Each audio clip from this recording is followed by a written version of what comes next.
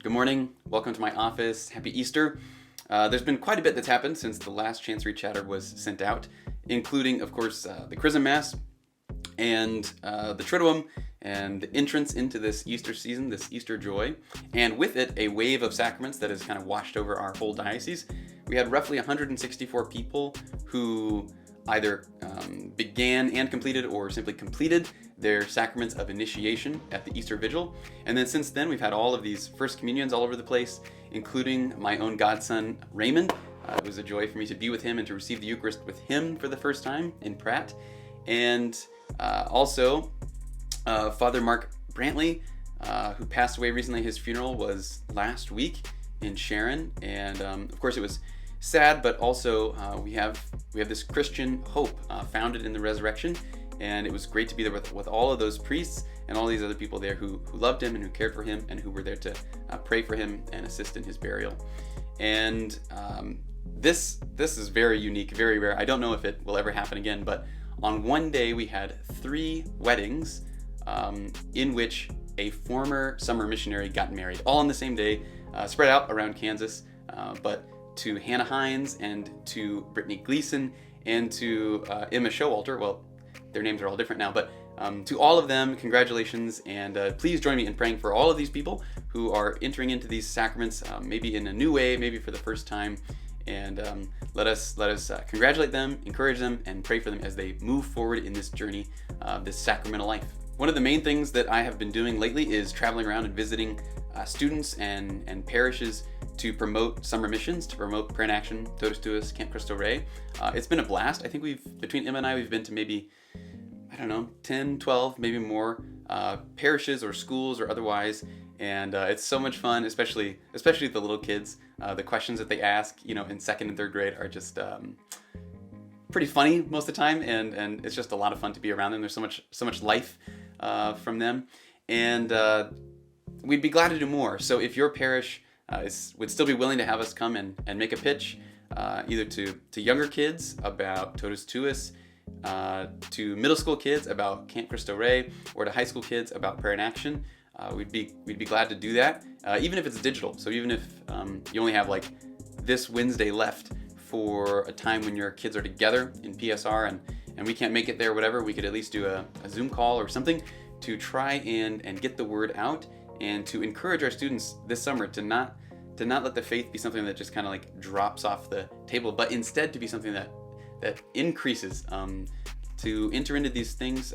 All of these, Totus Tuus, Camp, Prayer in Action, all of them are aimed at drawing a student's heart closer and closer to the heart of Jesus. They do so in different ways. Totus Tuus more so in the classroom setting, Camp Cristo Rey more in like experiencing nature and gathering all that up and placing it on the altar of their heart and giving it back to the Father, or in Prayer in Action, where you serve Jesus in the person who needs your help by painting their house or picking up their yard or whatever it is.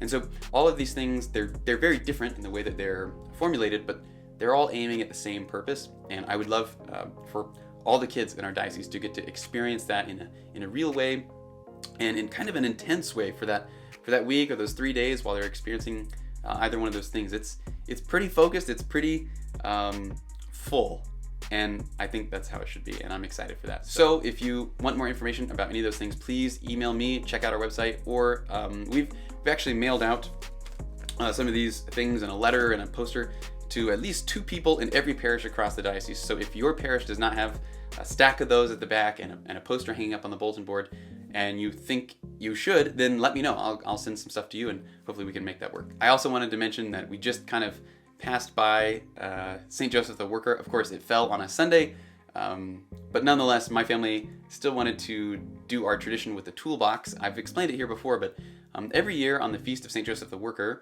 I give my children one more tool for their toolbox, and we do some sort of lesson or project to kind of learn about how it works. And of course, this looks different at all the ages. I have a 9-month-old, a 3-year-old, and a 5-year-old, and so it looks a little different, but of course, it was a joy to give them their tools this year and to talk about them with them and to pray, ask St. Joseph to pray for them.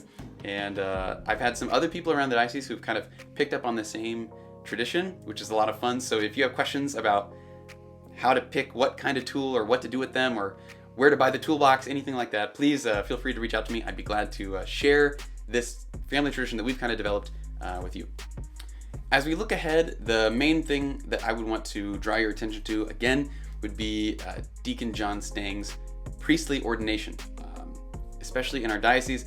Unfortunately, these are not things that happen all the time, so it's pretty rare for us. It's pretty unique and it's pretty special. It would be anyway, but especially considering how long we go between ordinations sometimes, it's possible that you have children that are not even aware of what an ordination is, and they haven't been around long enough to see one.